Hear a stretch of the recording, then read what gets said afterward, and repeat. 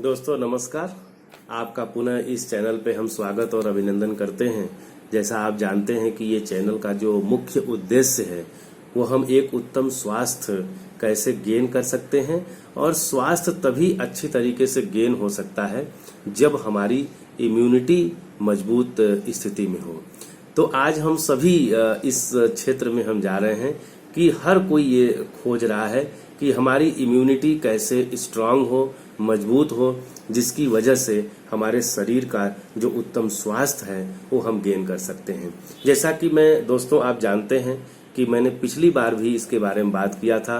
उन 11 कारणों के बारे में मैंने आपसे बात किया था कि कौन से ऐसे 11 रीजन्स हैं जिनकी वजह से हम जीवन शैली संबंधित बीमारियों से हम ग्रसित होते हैं।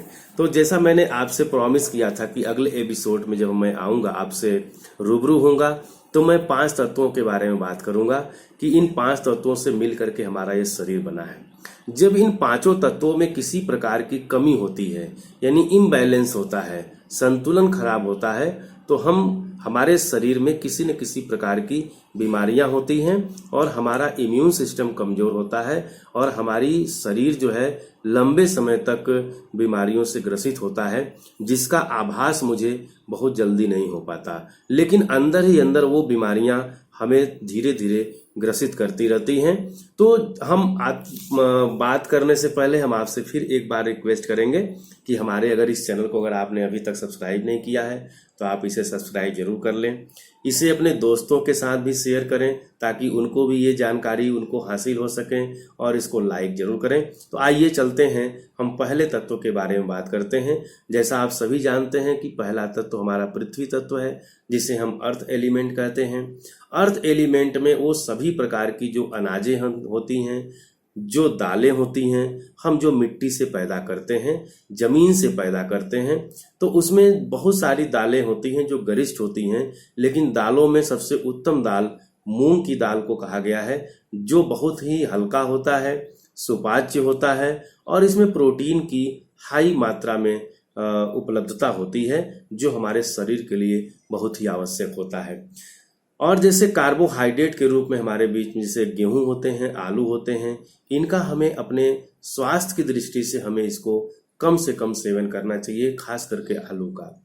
दूसरा जो तत्व हमारा है जिसे हम जल तत्व कहते हैं, जैसे हमारी सब्जियां होती हैं। सब्जियां कुछ तो हमारी जमीन के अंदर होती हैं और कुछ जमीन के ऊपर होती हैं। तो जमीन के ऊपर की जो सब्जियां होती हैं वो बहुत ही हल्की और सुपाच्य होती हैं, जो हमारे पेट को साफ करने का काम करती हैं, क्लीन करने का काम करती हैं। जैसे हमारा नेनुआ, करेला, तरोई और भी प्रकार की सब्जियां जो हमारे जमीन के ऊपर उगाई जाती हैं वो हमारे लिए लाभदायक होते हैं, हमारे स्वास्थ्य के लिए लाभदायक होते हैं।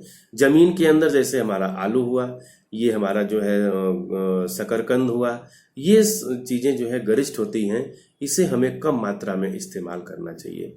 तीसरे तत्व की तरफ हम आते हैं जिसे हम फायर एलिमेंट कहते हैं, जिसे हम अग्नि तत्व।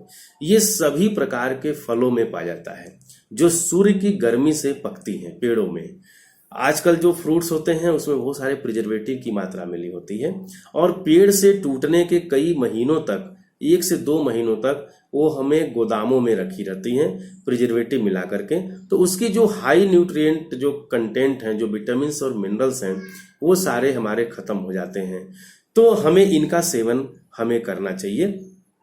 जो चौथा तत्व है जिसे हम एयर एलिमेंट्स कहते हैं, एयर एलिमेंट्स में वो पत्तेदार सारी चीजें होती हैं जिनका हम सेवन करते हैं। जैसे तुलसी की पत्ती है, धनिया है, पुदीना है, चौराई है, पालक है, बेल की पत्तियां हैं, ये सब हम जो एयर एलिमेंट के तहत आती हैं इनका सेवन करते हैं। ये हमारे हेल्थ में बहुत ही अच्छी भूमिका निभाती हैं।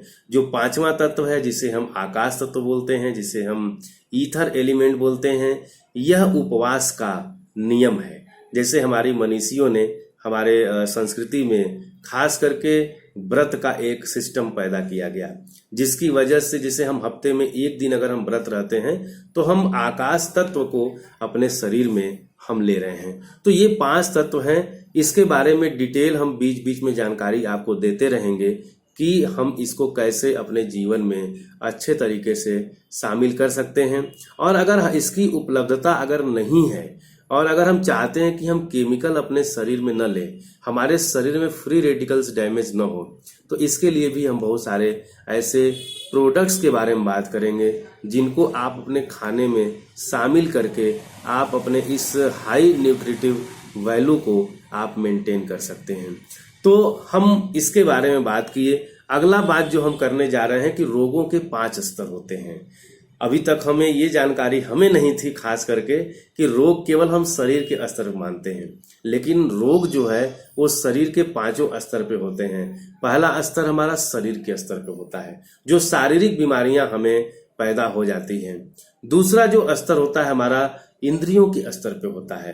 तो इंद्रियों के स्तर पे होने वाला जो रोग है वो हमारा थकान है, कमजोरी है, शक्तिहीनता है। हम धीरे धीरे काम करते करते हमारे शरीर में वो हमें कमजोरी महसूस होने लगती है।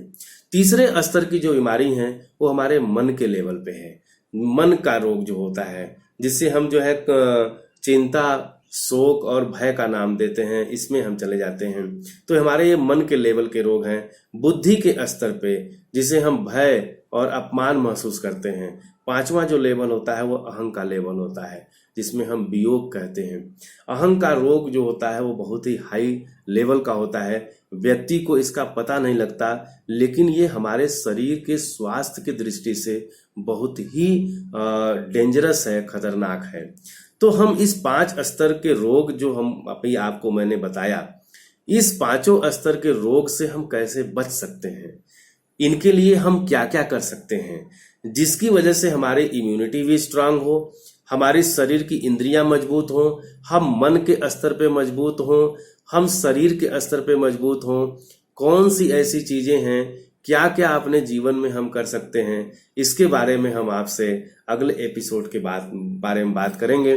तो आइए, तो हमारे शरीर का जो मेन कंपोनेंट है वो 7 कंपोनेंट होते हैं। जैसे हमारा कार्बोहाइड्रेट्स, दूसरा हमारा जो है प्रोटीन का कंटेंट, तीसरा हमारा जो है विटामिन मिनरल्स का कंटेंट, चौथा हमारा ऑक्सीजन, पानी और वसा में हमारा ओमेगा 3 फैटी एसिड्स। तो इसके बारे में भी हम आपसे डिटेल बात करेंगे कि इन 7 चीजों को अपने किन किन भोजन के माध्यम से हम ले सकते हैं। तो आज के लिए हम इतना ही आपके पास रखते हैं और पुनः हम आपसे आग्रह करते हैं कि हमारे इस चैनल को जरूर सब्सक्राइब करें, लाइक करें, शेयर करें और फिर हम नेक्स्ट मिलते हैं। तब तक के लिए धन्यवाद, नमस्कार।